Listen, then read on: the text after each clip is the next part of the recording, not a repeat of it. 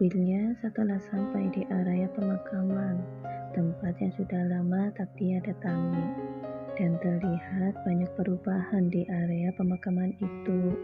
Yang dulu area pemakaman belum ada tembok keliling, kini telah dibangun tembok di sekeliling pemakaman, juga dengan jalan setapak yang telah dipaving, bukan lagi jalan setapak yang penuh kerikil.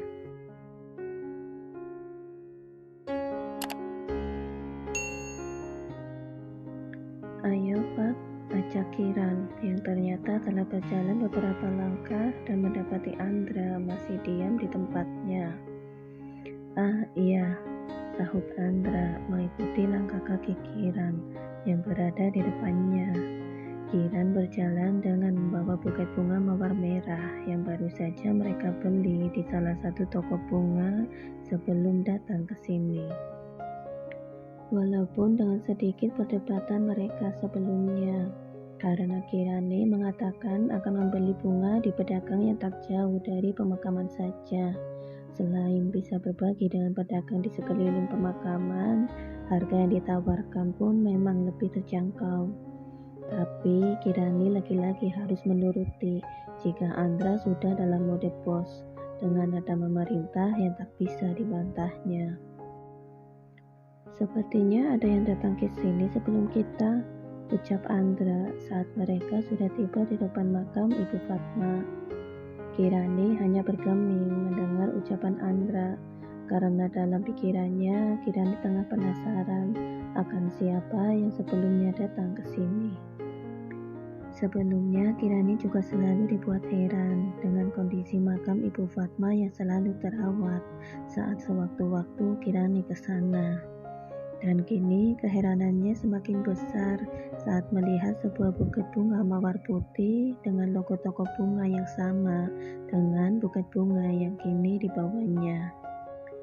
Karena Kirani tahu toko bunga yang tadi disambanginya bukanlah toko bunga biasa, dan tak mungkin jika Ibu Fatimah orangnya yang membawa buket bunga mawar putih itu. Masih dengan keterdiamannya, Kirani pun menyapukan pandangan ke sekeliling makam, dan pandangannya terhenti saat melihat ada mobil hitam mewah dengan sepasang orang yang berjalan ke arah mobil itu. Kirani pun memicingkan matanya karena entah mengapa tiba-tiba Kirani mempunyai rasa penasaran yang besar. Dengan degup jantung sangat berdebar saat pandangannya jatuh ke arah sosok laki-laki parubaya yang berada di ambang gerbang lain dari arah dirinya tiba. Laki-laki itu terlihat tengah membukakan pintu untuk seorang wanita. Terlihat laki-laki itu sejenak mengalihkan pandangan kembali ke arah makam sebelum masuk ke dalam mobil. Kedua mata Kirani membola setelahnya setelah melihat wajah laki-laki parubaya itu. Karena dari sana Kirani bisa melihat jelas wajah laki-laki parubaya itu. Laki-laki itu memiliki wajah yang mirip dengan wajah ayah Bima yang berada dalam foto saat bersama Ibu Fatma.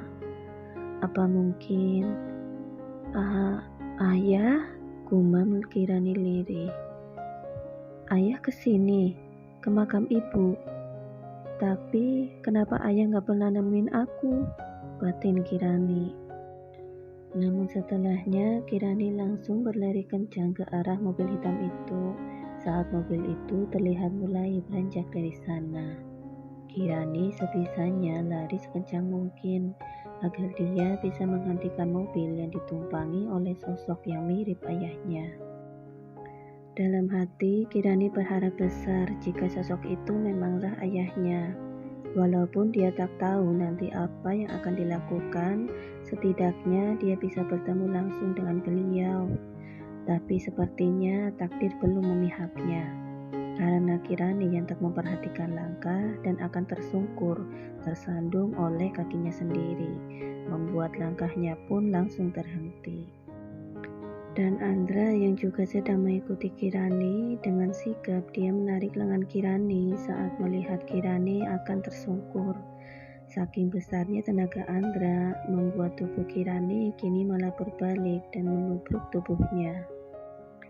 Setelahnya Kirani menangis terseduh, masih dengan posisi berdiri di hadapan Andra. Karena Kirani tahu dia tak bisa lagi untuk mengejar laju mobil itu dan bertemu dengan orang yang berada di dalamnya. Andra yang tak tahu apa penyebab Kirani menangis terseduh seperti ini, dia hanya bisa mencoba menenangkan Kirani dengan mendekap erat Kirani dalam pelukannya.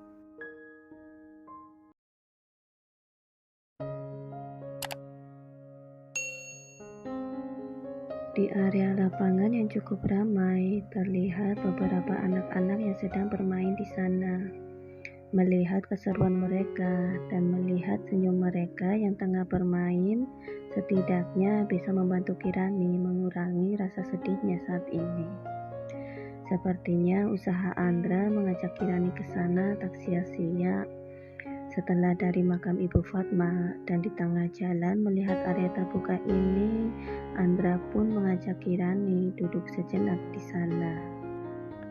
Di bawah pohon rindang yang berada di area pojokan lapang, Kirani dengan Andra kini tengah duduk berdampingan di kursi panjang tanpa sandaran dan memang sudah tersedia di sana. Di tengah-tengah mereka ada 2 cup es krim ukuran sedang yang baru saja Andra bawa setelah membelinya dari salah satu pedagang di sana. "Ayo dimakan," ucap Andra membuka suara setelah hanya keheningan yang dari tadi menyelimuti mereka berdua. Walaupun Andra masih dibuat penasaran dengan penyebab keanehan Kirani yang tiba-tiba berlari dan menangis terseduh tadi, tapi dia tak akan banyak tanya sebelum Kirani lebih dulu menceritakannya. Tapi sayangnya kini hubungan mereka tak sedekat dulu, di mana Kirani bisa dengan mudahnya menceritakan segala keluh kesahnya. Karena kini yang Kirani tahu, Andra adalah sosok bosnya, bukan sosok Arya kakak pantinya. Dan Andra tengah berpikir untuk memancing Kirani agar mau bercerita. Dan sayang, otak pintarnya saat ini malah tak bisa dibuat kerjasama.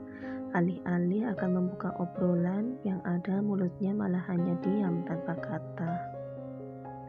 Kirani yang sedari tadi memandang ke arah tengah lapang, dia pun sontak menoleh ke arah Andra saat mendengar ucapan bosnya dan melihat ke kursi yang sudah ada es krim di sana. Entah mengapa bisa membuat sudut bibir Kirani terangkat melihatnya. "Pak Andra suka es krim?" tanya Kirani mengambil cup itu dan mulai melahap isinya. "Enggak terlalu, memang kenapa?" "Bapak selalu beliin saya es krim," sahut Kirani yang masih menikmati es krim miliknya. Dengan memejamkan mata, Kirani pun menyunggingkan senyum lebar di wajahnya, merasakan dinginnya es krim itu dan rasa manis coklat bersamaan yang sukses menghilangkan rasa sedihnya. Senyum mengembang pun tercetak jelas di wajah Andra saat melihat kelakuan Kirani itu. Kirani yang tetaplah sama, mau sesedih apapun dia, jika disuguhi es pasti akan hilang sedihnya. Ada seorang gadis yang saat sedih selalu luluh kalau saya memberikannya es lilin, tapi sekarang adanya es krim, sahut Andra tanpa mengalihkan pandangannya dari arah Kirani. Kirani membuka matanya dengan tersenyum ceria mendengar cerita es lilin Andra, mengingatkan dia akan Kak Arya yang selalu membelikannya es lilin juga. "Saya dulu juga sering dibeliin es lilin. Dulu es krim mahal dan kalaupun ada uang sayang buat belinya. Jadi saya cuma bisa liatin pedagang es krim keliling aja. Habis itu pulang ke panti," ungkap Kirani yang kini sudah menandaskan isi dalam cup es krim miliknya. Andra mengangguk membenarkan ucapan Kirani, sembari mengingat zaman dulu Andra yang hanya bisa membelikan es lilin kepada Kirani saat Kirani dilanda rasa sedih. Karena Andra yang hanya anak panti, dengan uang jajan yang didapatkannya dari berjualan asongan pun tak cukup untuk membelikan es krim Kirani. Walaupun dalam hati Andra tahu Kirani sering ingin menikmati es krim. Saat mereka pulang sekolah bersama, Kirani selalu berhenti sejenak saat melihat pedagang es krim keliling. Setelahnya, Kirani pun mengajak Andra untuk pulang cepat ke panti dan menikmati makan siang mereka. Lalu, saat ada kesempatan Andra untuk merubah nasib dengan menjadi anak angkat Pina, dengan berat hati, Andra pun terpaksa harus berpisah dengan Kirani. Dengan harapan dia bisa menjemput Kirani di saat kesuksesan sudah diraihnya, dan Andra berusaha keras untuk mewujudkan harapannya itu.